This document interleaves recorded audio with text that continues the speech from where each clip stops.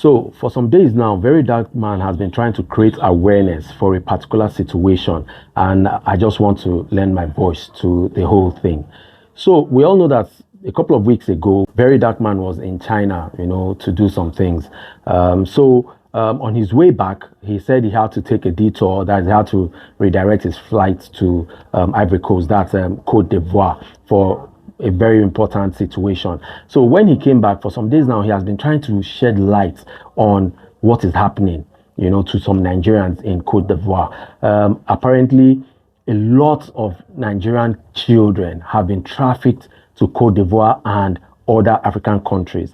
And so I think he got the hint, he got some information. So he went there to see what was happening. He got there, he saw kids, children who have been trafficked there for different reasons, for sex, for other things, other crazy jobs, for begging, and a lot more. He saw children of 10, 13, 15, and below.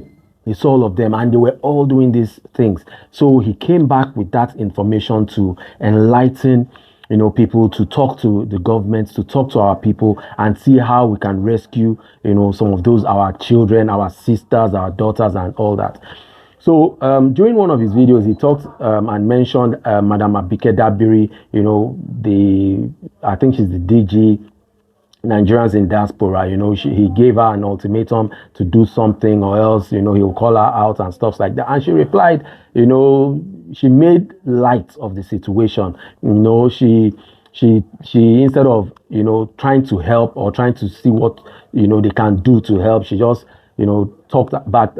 She just talked back at VDM and said it wasn't her department that was in charge, that it was NAPTIP, and she put laughing emojis, she put different things in, but that's not what I'm here to talk about. I'm just here to shed light on, the situation at hand. It's a very, very distressing information, stressful, and, very hard to take in.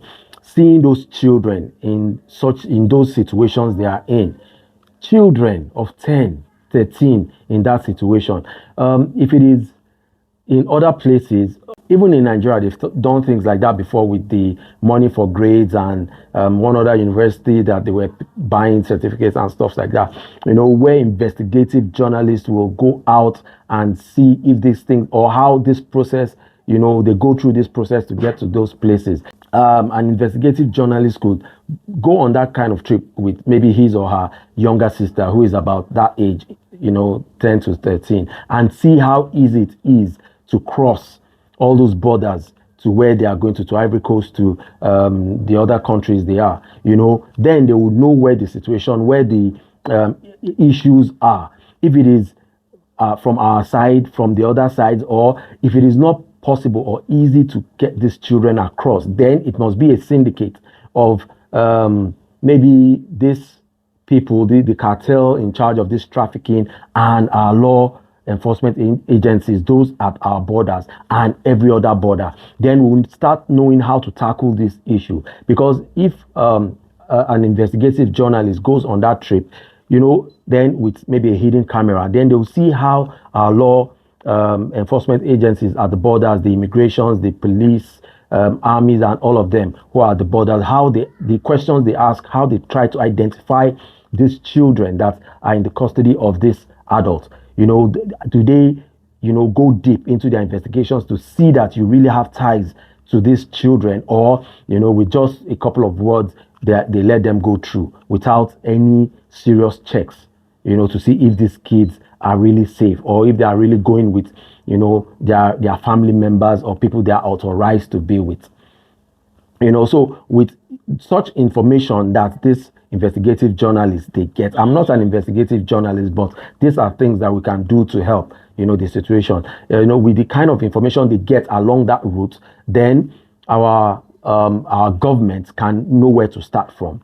If it is the officers on duty on the roads, then they will know how to tackle those officers, how to, make them or train them better on how to interrogate these adults that are with these underage children, to see, questions that will make them spill, or questions that will get information from these people, so that they'll be able to detect if these kids are actually, with the right people or not. Then if it's not with the if the investigative journalist goes and he does not get through the security agents, then we'll know that it's a syndicate thing, and the syndicates work with, you know, these security agents. Because if the security agents will not allow somebody, maybe an investigative journalist who is with a minor, pass through, and these other people pass through, then it means that the syndicates, they have their guys at these borders, and when they get there, those their guys, they know what they do. You know, they'll have been paid and stuff, so that they know what they do to get them across. Then they'll be able to tackle from that angle. You know, a lot of things could be done, but I just want to say that our government needs to do more, because these kids out there, they are going through a lot. They are being, you know, maltreated, dehumanized, they are being treated badly, put through different terrible situations just because they are not in their country, they are not with their parents, they are made to work, to do outrageous things, things that kids should not be doing. You know, so all these things are things that the government should look into, seriously look into. He even came out with a document of about 1,200 kids that have been brought back to the country, you know, that have, and it's just distressing. 1,200, and how many more are there outside there? How many more children are there in different countries going through this terrible ordeal that, you know, we've seen these children go through? So it's something that our government should seriously look into, because it's not something even an adult should pray to go through, talk less of children. So NAPTIP, Nigerians in Diaspora Commission, and the federal government, Ministry of Foreign Affairs, they should all come together and see how we can nip this menace, this issue in the bud, so that our kids, our children, our women, you know, our citizens are not trafficked to these countries and be made less humans. So that's my take. Till I come your way next time, please like, share, follow, and do drop your comments. Doing all this will definitely help make the channel grow. See you all next time. Bye bye. Silva Squad channel.